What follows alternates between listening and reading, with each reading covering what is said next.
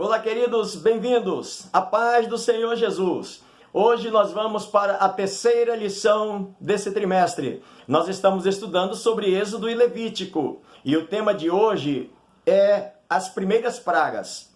O texto base está registrado no Êxodo capítulo 8, do verso 1 ao verso 15. E nós temos como objetivo nesse comentário compreender o significado das pragas. Também saber que a redenção é obra exclusiva de Deus. E por último, glorificar a Deus que humilha os falsos deuses. Nós comentaremos nesse comentário falando sobre a praga das rãs e dos piolhos. Falaremos sobre moscas e pestes nos animais. E por fim, as úlceras e saraivas. E eu sugiro que você faça a leitura do capítulo 8 e do capítulo 9 do Êxodo, que somado a esse comentário, eu tenho plena certeza que o seu crescimento em conhecimento da palavra de Deus será bem mais abrangente. Portanto, tira um tempinho e faz a leitura desses dois capítulos e você certamente será enriquecido. Eu quero agradecer a você também, que nesse momento já é inscrito no canal. Meu muito obrigado pelo privilégio que você me dá e a oportunidade da gente compartilhar juntos a palavra de Deus. Também eu quero agradecer a você que tem sempre divulgado esse link, tem compartilhado o link e que vai continuar compartilhando. Meu muito obrigado também para você. Para você que ainda não é inscrito no canal, se você quiser nos ajudar, seja bem-vindo. Você pode se inscrever e juntos engrossaremos então essa fileira de levarmos essa palavra a mais alguém que precisa ser alcançado pela palavra de Deus. Portanto, vamos então ao nosso assunto, começando falando sobre a praga das rãs. Vale lembrar que nessa lição nós vamos comentar da segunda até a sétima praga. Porque a primeira praga nós comentamos no vídeo passado, na lição que tem como tema Moisés volta ao Egito e confronta Faraó. Lá nós falamos detalhadamente sobre a praga do Nilo. Aqui nós vamos começar pela praga da rã. É importante lembrar que o objetivo de Deus mandar a praga de rãs no Egito era para exatamente desmontar o panteão egípcio, aquele número grande de deuses que os egípcios veneravam. Não era só um deus, dois ou três, não, era muitos deuses e deusas. E a deusa Acate, que é a deusa que tinha o formato da cabeça de uma rã. Por que esse formato? Porque quando as águas do Nilo subiam e quando elas desciam, então na lama do Nilo surgiam então os gerinos, que era então uma metamorfose dos anfíbios, ou seja, que mais tarde ele vai se transformar num sapo. E na cultura egípcia, essa deusa era a deusa da fertilidade, que fazia da lama do Nilo surgir então esses gerinos, esses anfíbios, essa metamorfose e depois se transformar num sapo. Então, na cultura, ela era venerada como a deusa da fertilidade, a deusa do parto. Era ela que fazia essa fertilidade. Pois é aí que Deus vai prosseguir mostrando para Faraó, mostrando para os egípcios que esses deuses não eram deuses coisa nenhuma. Quando Deus ordena para Moisés, fala para Faraó, liberar meu povo, senão vocês vão orar e vai fazer subir rã do rio. E vai invadir as casas, vai invadir os quartos, as cozinhas, os utensílios de cozinha, a cama, vai invadir tudo. E na verdade, quando Moisés determinou isso, juntamente com Arão, as rãs subiram do rio em toda a terra do Egito. Faraó chama os seus magos e os magos fazem o mesmo. Eles fazem também uma magia para que as rãs também subissem do rio. Da mesma coisa eles fizeram lá no Nilo, com a água transformando em sangue. Mas não é para os magos que Faraó vai clamar dizendo, ora a Deus para que tire essas rãs. Faraó vai clamar exatamente para Moisés. Faraó agora vai entender de que não é os seus magos. Para que Moisés ore para que as rãs voltem. E ele faz uma promessa dizendo que se elas voltarem, ele vai deixar Israel sair. Vale lembrar de que essas rãs, na verdade, elas não eram nocivas. mas para algumas pessoas elas criavam, ou ainda criam até hoje, né, um mal-estar. Tem pessoas que têm nojo da rã. Como ela era um objeto sagrado, uma criatura sagrada, uma criatura que era venerada, ninguém podia matar uma rã. E então é aí que começa o terror no Egito, porque as pessoas às vezes andando sem querer pisavam em cima de uma rã, matavam uma rã, sem querer na hora de abrir a porta matava, ou na hora de fechar uma porta. Então isso era um terror para eles, porque eles não podiam matar um Deus. E aí Faraó, quando pede para Moisés orar, Moisés ora, mas não ora para que as rãs voltem ao rio, mas ora para que elas morram onde elas estão. E elas morrem na casa, nos quartos, no campo. A palavra de Deus diz que se tornou um montão de moscas, de rãs, de maneira que o odor invadiu toda a terra do Egito. Na primeira praga, que foi a do Nilo, o rio se transformou em sangue e o odor no rio era terrível, desmontando o deus Nilo. Agora, a deusa Cátia também está sendo desmontada, porque todas as rãs estão sendo mortas pelo poder de Deus, e o odor também empesta toda a terra do Egito. Na sequência desta praga das rãs, vem agora a praga dos piolhos. E o que tem a ver a praga dos piolhos também com os deuses do Egito? Deixa eu te falar, existia também um deus chamado Sete. Esse Sete era o deus do deserto. E o que ele fazia, esse Sete fazia no deserto? Ele era o deus do caos. Quando surgia um caos no deserto, era a essa imagem do Sete que os egípcios clamavam para que o caos do deserto fosse minorado. Se surgisse realmente alguma seca muito forte no deserto, era a esse Deus Sete que eles também imploravam para que a seca diminuísse. Se surgisse uma guerra no Egito vindo pelo deserto, também era o Deus Sete que era o protetor, ou seja, ele era o Deus da terra vermelha, o Deus do deserto. É comigo. Qualquer coisa no deserto é comigo.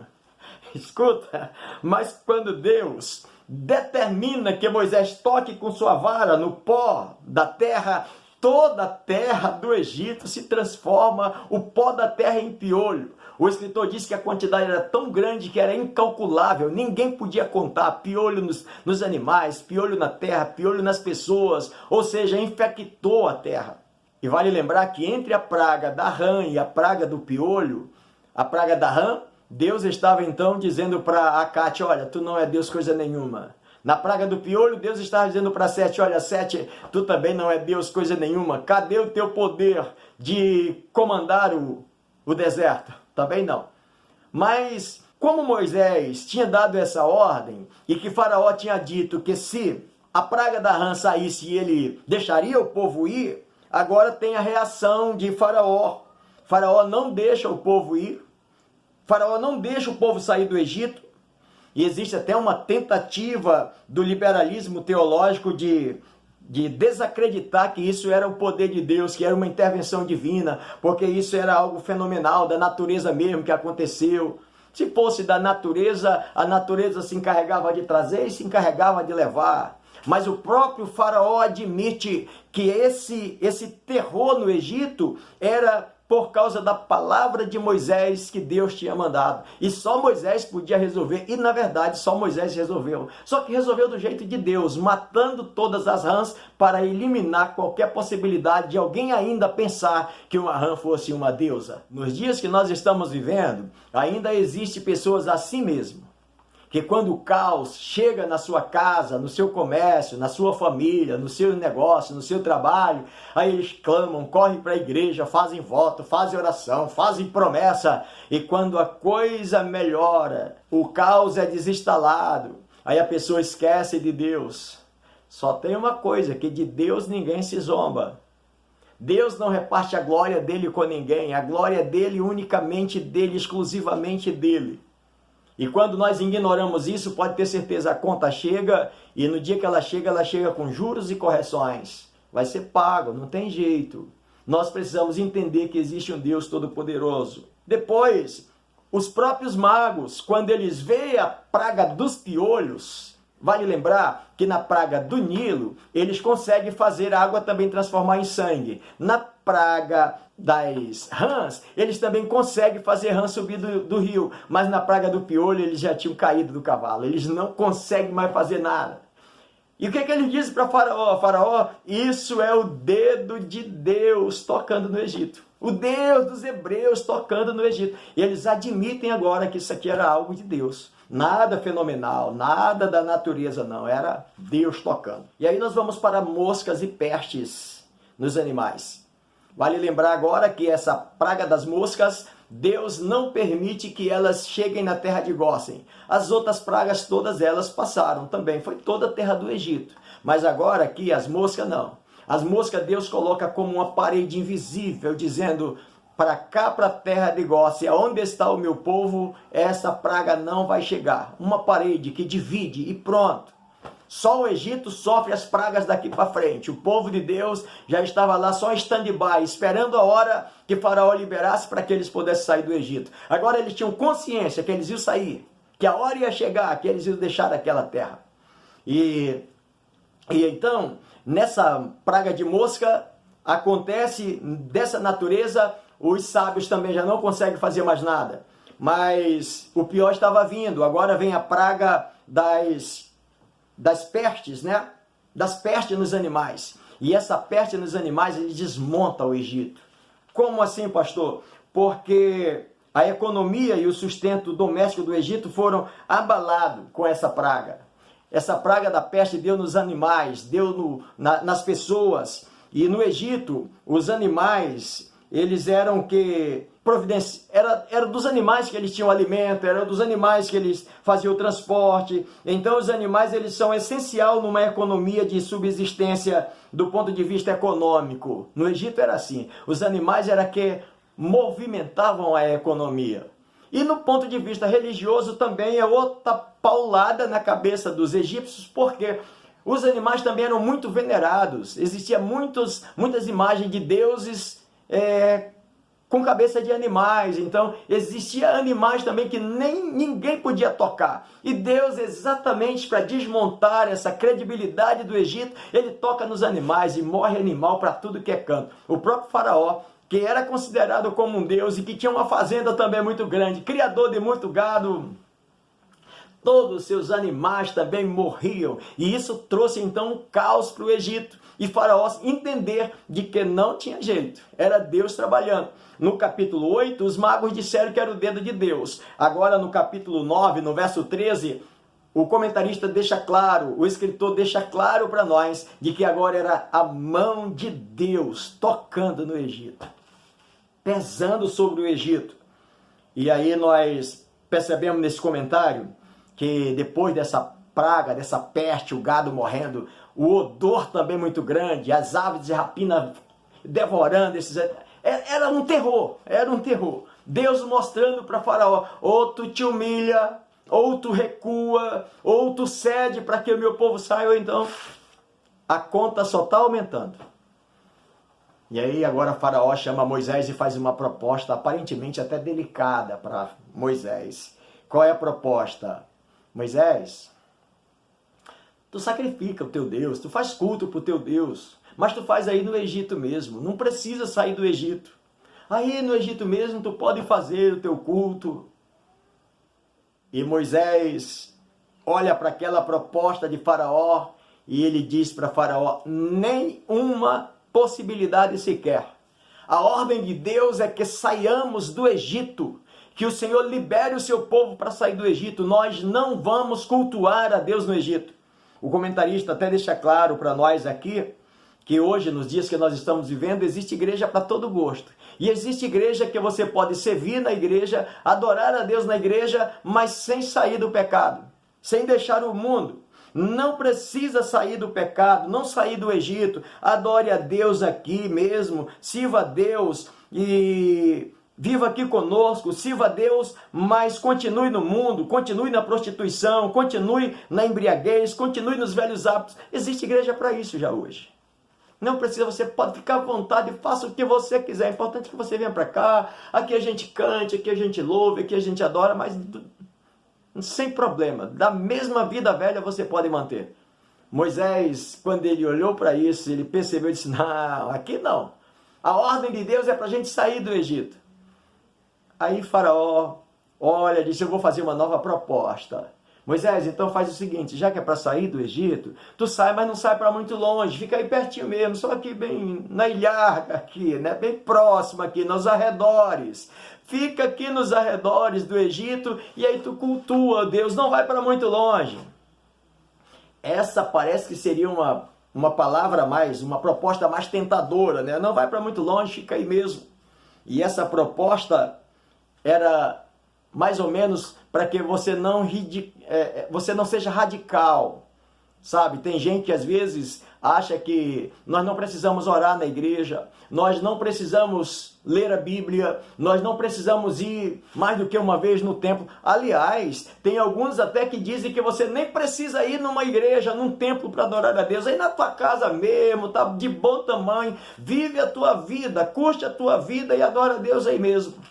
Na realidade, essa proposta aqui de Faraó era isso, olha, fica aqui por perto mesmo, adora a Deus, mas fica aqui por perto, não deixa de estar aqui próximo do Egito, eu preciso que vocês estejam aqui perto de mim, eu preciso de vocês, eu preciso de escravizar vocês, e qualquer horinha eu puxo vocês de volta aqui de novo. Ou seja, essa proposta ainda hoje, existe pessoas desse jeito, que serve a Deus, mas está um pé aqui na igreja e o outro aqui no Egito. Ou seja, um pé na igreja e o outro no mundo. E aí, meus irmãos, Moisés percebeu a sutileza de Faraó quando ele dizia assim, fica aí por perto. E ele disse, também não. A ordem de Deus é que a gente saia do Egito e saia definitivo. Não fique nem perto, que a gente vai embora. O escritor faz uma pergunta para mim e para você, para nós, né? Ele diz assim, e nós também estamos percebendo muitas vezes as sutilezas do inimigo, que muitas vezes vem com as suas propostazinhas, querendo então negociar, querendo comprar, sabe? Quando Faraó faz isso com Moisés, fazendo uma proposta, a gente começa a ver então, ele estava sofrendo, ele estava no caos, apanhando, mas ele ainda vem com uma proposta para demonstrar o seu orgulho e a sua prepotência. Eu negocio com você, vamos negociar. Quantas pessoas que hoje na obra de Deus, às vezes até pastores, que negociam às vezes o seu chamado, negociam o seu ministério, negociam a sua igreja. Sabe, eu tenho um texto na Bíblia que eu admiro, que está no livro do 1 Samuel, no capítulo de número 15, quando Deus chama Samuel e unge Saul para ser o rei de Israel. E Saul tem uma missão e ele desobedece na missão. E quando ele volta e Samuel vai ao seu encontro e percebe que ele tinha desobedecido a Deus. E Samuel questiona com ele, por que você desobedeceu a Deus? Ele diz, não foi bem eu, foi o povo, mas está aí, ó, nós trouxemos muitas ovelhas e muito gado aí para a gente sacrificar ao teu Deus. E a palavra de Deus para Samuel, ou de Samuel para Saul é a seguinte, Deus não tem interesse em sacrifício, Deus não tem interesse em oferta, a não ser que se obedeça a sua palavra. Ou seja, toda oferta, todo sacrifício sem obediência à palavra de Deus não tem o mesmo valor. Deus quer, primeiro, obediência irrestrita. Quando a gente olha para o escritor João, lá na sua primeira epístola, ele diz, não ameis o mundo, nem o que no mundo há. Se alguém amar o mundo, o amor do Pai não está nele. Aí você pode me dizer assim, pastor, o senhor está radical demais hoje. Vamos lá no livro do profeta Jeremias, no capítulo 17, no verso 9. Quando Deus fala para ele, Jeremias, enganoso é o coração e desesperadamente corrupto, quem o conhecerá?